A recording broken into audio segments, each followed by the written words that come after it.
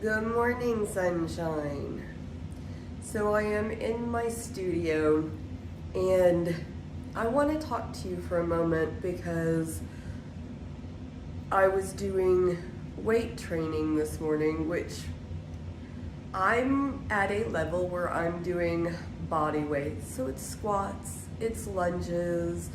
I was doing some side leg lifts, some back leg lifts. And when I got done, I reviewed the activity on Strava.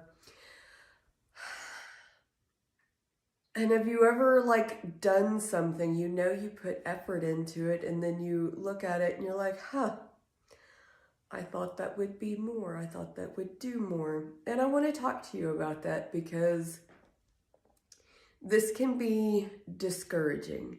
It can delay or slow down our progress when we see these activities as not being enough.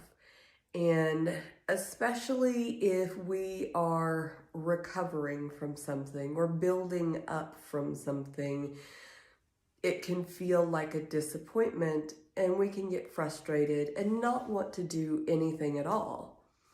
But here's the thing, even the small steps, doing simple lunges, even if it's not deep.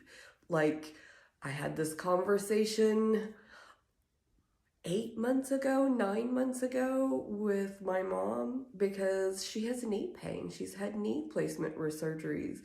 And so bending her knees at all at that point in time was a challenge.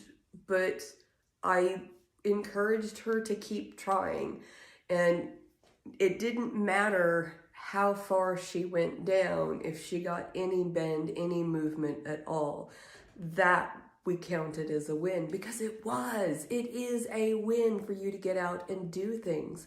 Good morning, Carol. And that's my message for today, especially if it's been a while since you started activity, if you are recovering from an injury or surgery, whether that's knees or hips or wherever that is. Doing something, getting started and being consistent is way more important than what you actually achieve in that, because the range of motion, the amount of weights that you can do, all of these things are things that you can build up to. But listening to our bodies and building the strength as we go, that's what's important. And here's a fun fact.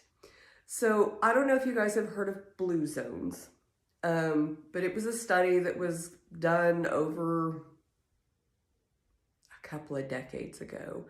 And they went, and this reporter was interviewing people in different areas of the world where the life expectancy was 100 years. Like people were living to 100, and they weren't living on assisted living. They were living vibrant lifestyles, taking care of themselves and enjoying life really late into their ages. They have a long health span, not just a long lifespan. And one of the things that came out of those interviews was that in all of these parts of the world where people have this long lifespan, this long health span. Good morning, and thanks for joining me over on Twitch. I think it's Blanchito. I probably said that wrong, and I apologize for that, but thank you for joining me over there. I am in Oklahoma, but the one thing that they all had it wasn't the one thing, there were several things that they all had in common, but one of them was they did some form of daily exercise, strength training, and it varied depending what part of the world they were in, but they were going out and they were walking. They were doing flexibility exercises and really active on a daily basis and not living sedentary lives. A lot of them were doing things like gardening was one of the ones that popped up, where they were going out and they were doing squats to get down into the garden beds. Hello, thanks for joining me over there on YouTube. But it doesn't matter what the activity is. What matters is the movement that we are bringing into our bodies. So whether or not you feel like it qualifies as an exercise or it is enough, or we have a lot of like beliefs because we have all of these fitness gurus who are marketing to us and telling us how their programs are going to get us where we want to be. Oh, thank you so much for the compliment, Free Fire. I appreciate that. But really, their programs, they want to make them sound unique. And if we can find what works for us, what is unique to us, what we enjoy doing, and we are putting that into our daily activities, our daily routines, we will enjoy a longer health span. That's the time in our lives where we can be active, do things, enjoy time spent, and if we have a longer health span, we will enjoy a longer lifespan. And the really fun part about that is that people who live with that lifestyle, the years that tend to need someone else to help assist them are very short. They usually are self-sufficient, can care for themselves, and take care of everything most of their lives. And instead of being dependent on someone for 10, 15, 20 years at the end of their life, it's maybe 2 or 3 that they need help towards the end. And there's a lot of years that they get to enjoy before that. So, good morning, Mike. So glad to see you.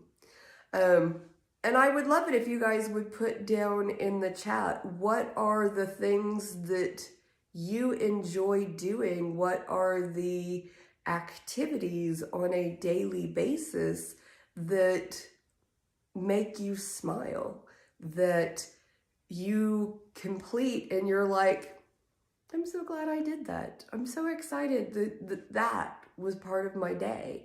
And those are the things that if you continue to do them and bring that movement in, try and use every part of your body, your hands, your arms, your legs, your feet.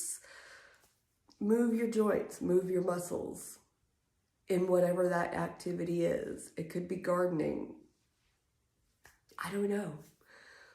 Could be leatherworking. That's a thing that I know people who do. But yeah, like one of my activities that I enjoy doing, especially for my arms, is throwing axes at stumps and targets, not at things, but inanimate things.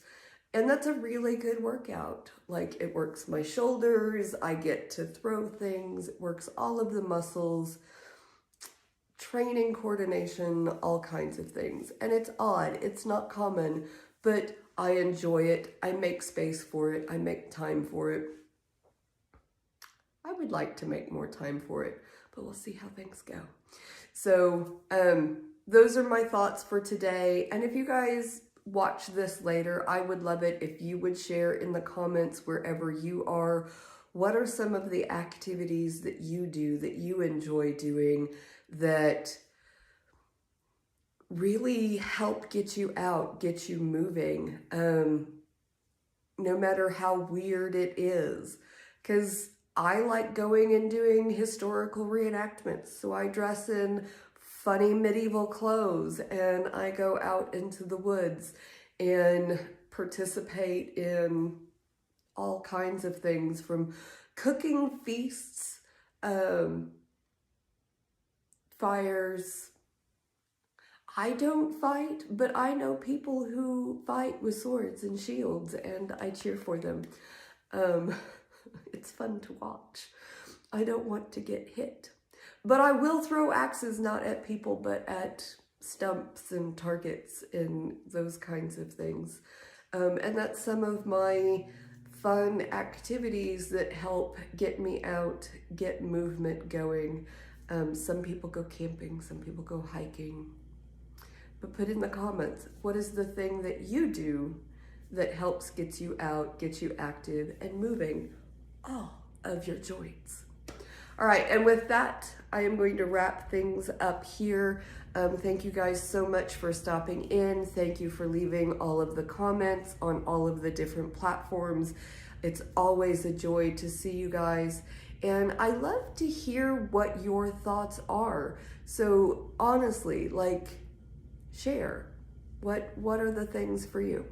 And on that, we'll see you next time.